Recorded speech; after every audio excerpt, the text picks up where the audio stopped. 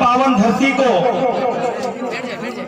माधिया भील की धरती को, छितू किराड़ की धरती को नमन करते हुए, हमारे जो पूर्वज हैं उनको नमन करते हुए, आप सभी सोंडवा क्षेत्र के अलीराजपुर जिले के जितने भी समाजजन यहाँ पर उपस्थित हुए हैं, उनको संयुक्त राष्ट्र संघ द्वारा घोषित विश्व आदिवासी अधिकार दिवस की शुभकामनाएं देता हूं। और सोंडवा क्षेत्र की जो हमारी युवा साथी है, उनको मैं हृदय से उनको धन्यवाद इसलिए देता हूं कि जो कार्यक्रम सरकार को मनाना चाहिए वो कार्यक्रम आप लोग कर रहे हो, इसलिए आप लोग बधाई के पात्र हो। आप लोगों ने संघर्ष के साथ, आप लोगों को परेशानियां भी आई होगी, लेकिन आप लोगों ने आदिवासियों के बीच अलग जगाने के लिए, आदिवासियों को अपने संवैधानिक अधिकार जानने के लिए ये जो चिंगारी आपने जलाई है, ये चिंगारी अब रुकने वाली नहीं है, ये अब आग का गोला बनेगा। और इस चिंगारी को जितने भी हमारे वरिष्ठ जन है, युवा साथी है, उनसे भी मैं कहना चाहता हूं कि ये जिन युवाओं ने इस मसाल को जलाने का प्रयास किया, इस सामाजिक दीपक को जलाने का प्रयास किया, आप हम सबकी जिम्मेदारी है कि इस दीपक को हम, कोई तेल देगा, कोई हवा से बचाएगा, लेकिन इस दीपक को हमेशा जलने देना चाहिए। ऐसा हम सब आज प्रण लेकर यहां से जाएंगे।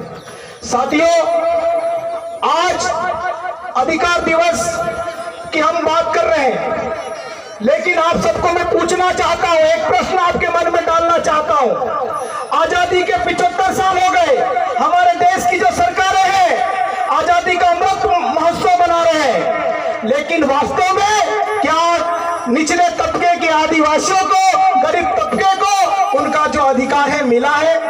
नहीं मिला है। अगर जो हमारा अधिकार है, जो हमारे लोगों को मिलना चाहिए, अगर वो अधिकार अगर लोगों को नहीं मिल रहा है, तो क्या औचित्य रह जाता है आजादी का अमृत महोत्सव मनाने का? आपने बोला घर घर झंडा लगाने का, हमने झंडा लगाया, हमने तिरंगा पहनाया, क्योंकि हमारे देश की आन बान शान है तिरंगा। हमने हर चीज को माना, लेकिन हमारा जो संवैधानिक अधिकार है, जो हमको मिलना चाहिए, वो अभी तक क्यों नहीं मिला? और हमारे जो जनप्रतिनिधि है, जिनको हम चुनकर यहां से भेजते हैं, चाहे वो बीजेपी का हो सकता है, चाहे कांग्रेस का हो सकता है, लेकिन उनकी जिम्मेदारी होती है लोकसभा में जाकर आदिवासियों की बात बोलने की, विधानसभा में जाकर बोलने की, लेकिन हमारे जनप्रतिनिधि क्या कर रहे हैं आप सबको पता है, वहां जाकर सो जाते हैं। लेकिन ये जो युवा, पढ़े लिखे युवा अब घर से निकला है समाज के लिए, समाज में जन जागृति लाने के लिए, अब उनकी नींद में खलल होगा, अब उनकी नींद से जगाने का वक्त आ गया है, और ये हमारे समाज का पढ़ा लिखा युवा साथी उनको नींद से जरूर जगाएगा। साथियों, अलीराजपुर जिले की बात होती है, यहां पर मैं शिक्षा के अधिकार की बात करना चाहूंगा, और जब मैं पूरी बात व्यवस्थित तरीके से बोलूंगा तो कुछ लोगों को बुरा भी लगेगा, लेकिन मैं बोलूंगा, मैं किसी से डरता नहीं हूं, क्योंकि आदिवासी खून हूं। साथियों, अलीराजपुर जिले का जो शिक्षा प्रतिशत है पूरे एशिया में कम है, और ये आप हम सबकी जिम्मेदारी है, क्योंकि जनप्रतिनिधियों के भरोसे हम लोग ये जिम्मेदारी नहीं छोड़ सकते हैं, उनको फुर्सत नहीं है इस ओर देखने के लिए।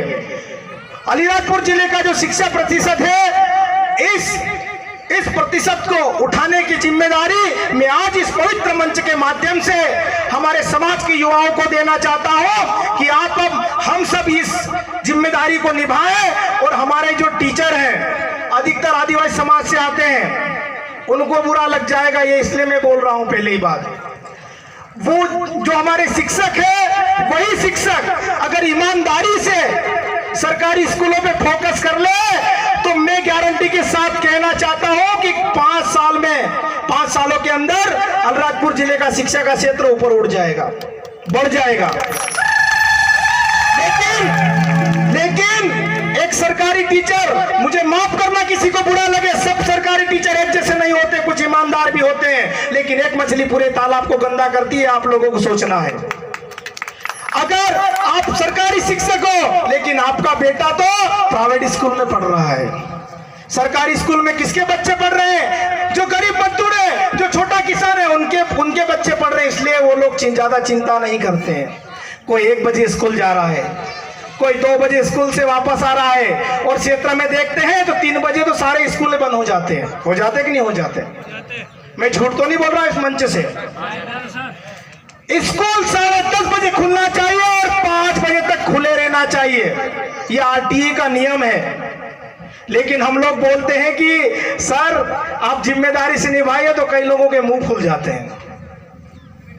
वेतन सरकार जो उनकी योग्यता अनुसार देती है, लेकिन आपको काम के बदले जो पैसा दिया जा रहा है उस काम को आप जिम्मेदारी से भी आपको निभाना पड़ेगा, वरना ये युवा साथी अब स्कूलों में भी जाकर अपनी जिम्मेदारी निभाएगा। साथियों, हम लोग कई जगह जाते हैं, कार्यक्रम करते हैं, हम लोगों का ये काम नहीं है कि हम मंचों से बड़ी बड़ी बात कर कर आप लोगों से तालियां बजवा कर घर चले जाएंगे। नहीं, मूल समस्या के जड़ तक हम लोग पहुंचेंगे तभी हमारे समाज का जो अधिकार है, क्योंकि अगर जैसे भारत भाई मौर्य ने बोला था, ये उंगली तभी कर पाओगे जब आप पढ़ लिख जाओगे, कुछ बात जानने लग जाओगे, अपने अधिकार जानने लग जाओगे, वरना हमारे लोग तो जनपदों में घुसते हैं तो पियून भगा देता है, कॉलेज में घुसते हैं तो पियून भगा देता है, तहसीलदार के ऑफिस में जाते हैं तो पियून भगा देता है, जबकि पियून की ड्यूटी क्या होती मालूम है आपको? झाड़ू लगाना और पानी पिलाना, और वो पानी किसको पिलाना? हमको पिलाना है। लेकिन वो आंख दिखा देता है और हमारे लोग वापस आ जाते हैं। आप सब अपने अधिकारों को समझो, हमारा अधिकार क्या है, क्योंकि चाहे वो अलीराजपुर जिले का कलेक्टर हो, वो यहाँ का बॉस नहीं है, यहाँ के बॉस हम लोग हैं, हमारे टैक्स से उनको वेतन मिल रहा है। साथियों, जब तक हम अपने अधिकारों को नहीं समझेंगे, अपने आप को नहीं समझेंगे, भोपाल में, दिल्ली में अगर कोई बोल दे कहां से हो आप, अलीराजपुर से, तो आधे लोग डर जाते हैं। आज भी इतना खौफ है अलीराजपुर जिले का। और तुम जनपदों में, हमारे लोग जनपदों में घुसने से डरते हैं, तहसील कार्यालय में घुसने से डरते हैं। अब ऐसा नहीं होना चाहिए। आंखों से आंखों मिलाओ, बात करो अपने अधिकारों के लिए। हमारे लोगों को खाद नहीं मिलता है, हमारे लोगों को राशन नहीं मिलता है, और कालाओ जी कोई अपना मार से जाते रहे कॉल आड़े आवे, 3 दाड़े भी काई काम नहीं हुए। अभी हमने 2-4 दिन पहले कुक्सी में रात को 10 बजे तक खाद बंटवाया, और इसलिए बंटवाया क्योंकि नियम कानून हम जानते थे। और सब ये कर सकते हैं, सभी युवा साथी ये कर सकते हैं। हमारे लोगों की जो समस्या है उनको दूर करना किसकी जिम्मेदारी है? हमारी जिम्मेदारी है। 47 लोग हमारे जनप्रतिनिधि सो रहे हैं, हमारे 47 विधायक है, वरना अगर उनको आदिवासी समाज की चिंता होती, हमारे प्रदेश में 6 सांसद है आदिवासी और 1 राज्यसभा सांसद है, 7 सांसद है, 47 आदिवासी विधायक है। मैं गारंटी के साथ बोलना चाहता हूं कि आप अभी फोन लगाओ, उनको पूछना कि आज दिन कौन सा है, किसी को मालूम नहीं होगा।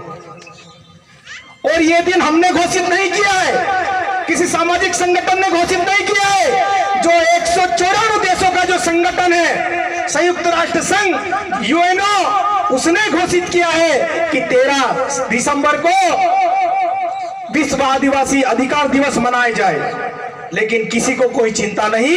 इसलिए मैं सोंडवा के जाबाज युवा साथियों को मैं धन्यवाद देता हूं, उनका दिल से साधुवाद ज्ञापित करता हूं कि आपने ये बहुत बड़ा काम किया और ये काम हमेशा चलने देना, हम आपके साथ खड़े रहेंगे। साथियों, सोंडवा क्षेत्र डूब क्षेत्र में आता है। कई हमारे आदिवासी किसानों की जमीनें चले गई, कई किसान तो ऐसे हैं कि उनके पास आज कुछ भी जमीन नहीं बची है। लेकिन इस सरदार सरोवर बांध का फायदा किसको मिला? गुजरात को। और गुजरात में भी उन लोगों को मिला जो उद्योगपति है। आज 3000 करोड़ की एक मूर्ति लगी है वहां पर।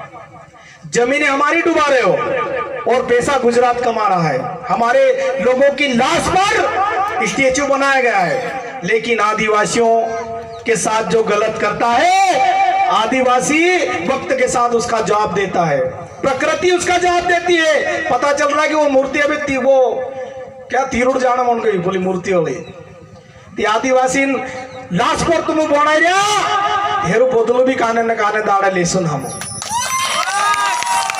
साथियों, आज हमारे लोगों को जमीन डूबती हमारी लाभ कोई और लेता है, फैक्ट्रियों के लिए जमीन हमारी लेते हैं, उद्योग कोई और डालता है।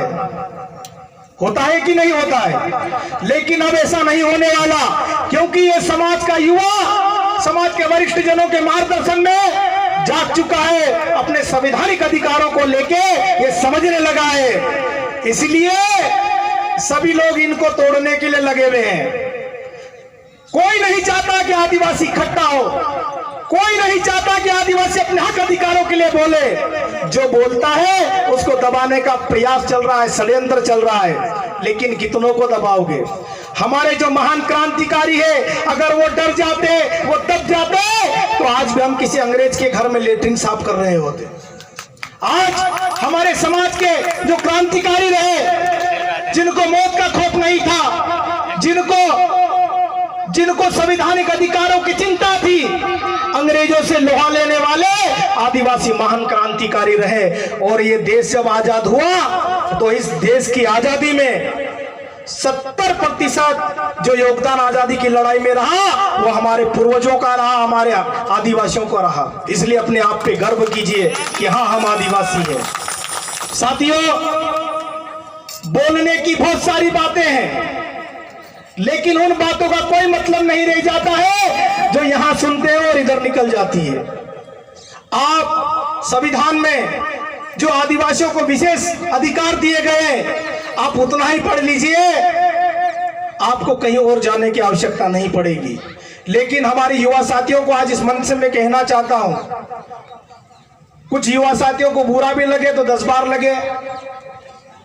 हमारे समाज के अधिकतर युवा आजकल देख रहे हैं हम लोग कि वीडियो बना बना कर दवाई पी लेते हैं, वीडियो बना बना कर फांसी पे झूल जाते हैं। अरे भाई, तेरा दूसरा जन्म नहीं हो जाएगा कि पता चलेगा इंस्टाग्राम पे कितने लोगों ने देखा, मर गया, बात खत्म, घर वाले नुक्ता भी कर देंगे।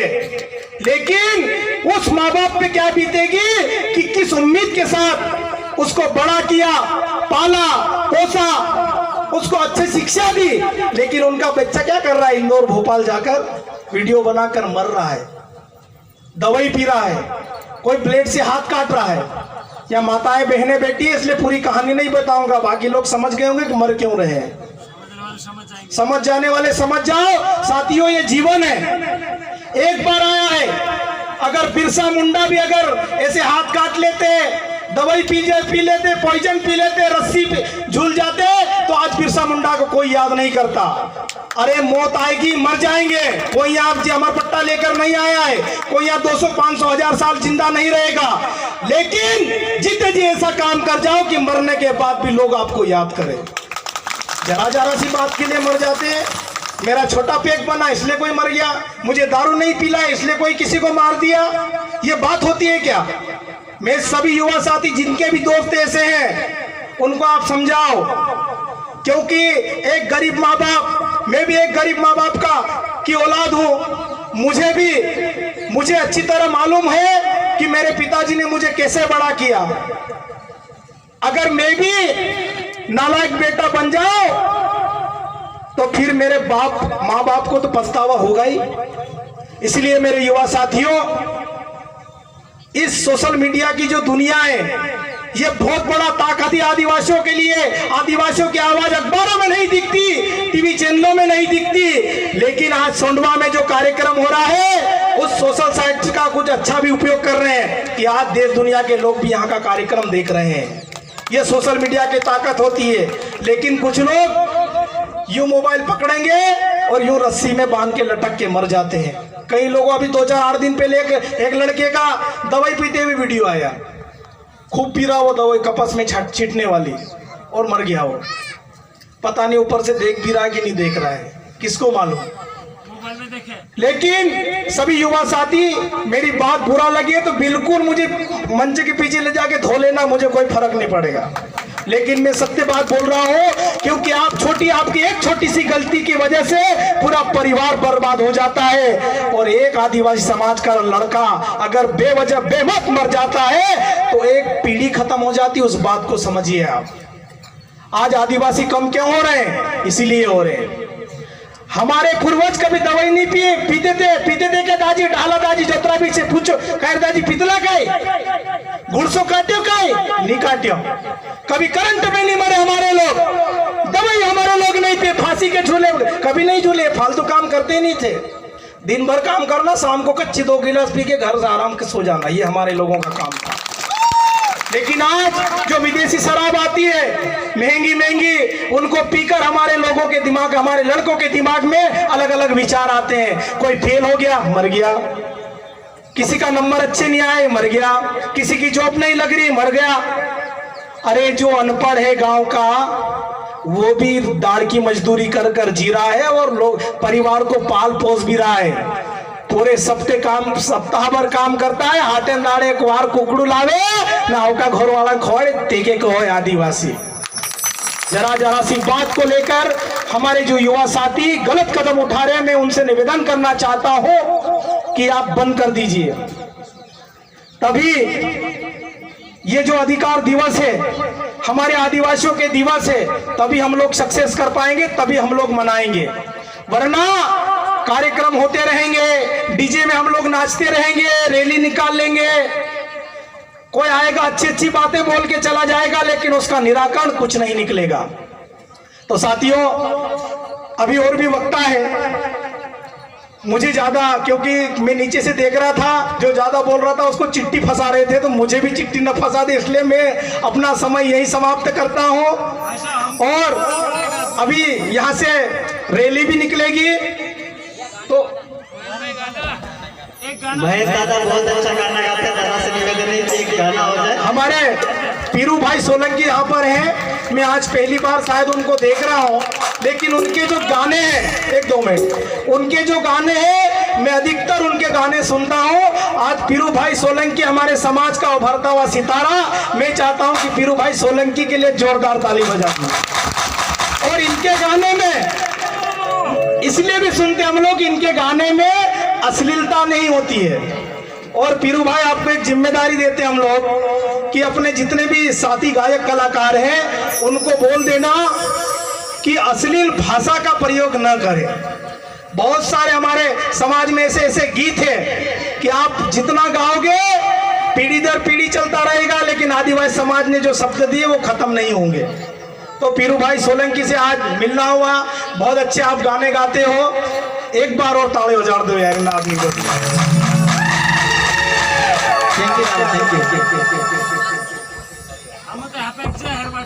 खुद ने बीज मोहंग घोण कर जवाला दो मेरे, खुद ने बीज मोहंग घोण कर जवाला दो मेरे।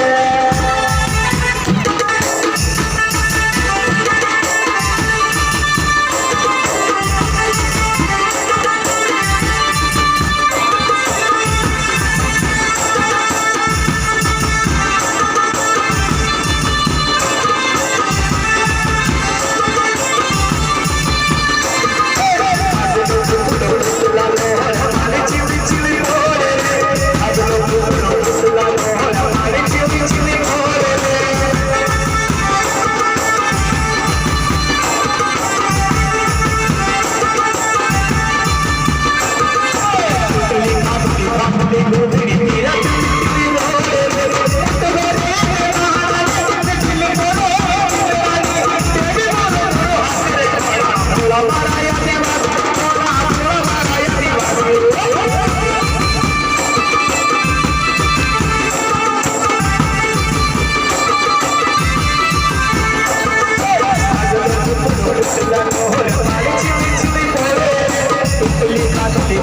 chili,